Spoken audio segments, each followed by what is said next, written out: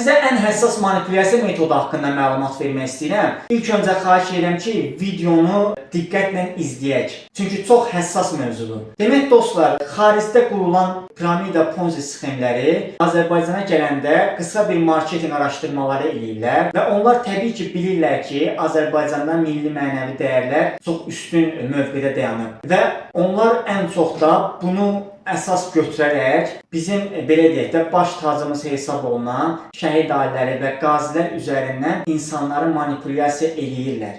İndi mən sizə deyəcəm necə olur bu proses. Adamlar o yer icarəyə götürürlər, hansı ki orada tədbir eləmək üçün və gedirlər qazilərlə, şəhid ailələrlə görüş təşkil edərək onlara özlərini xaricdə bir böyük bir şirkət kimi təqdim edirlər. Təbii ki, o ailələrin üzvləri də bu da normal bir haldır ki, maliyyə biliyi o dərəcədə olmur deyə onlar da onların belə deyək də qarşı tərəfin səmimiyyətinə inanırlar.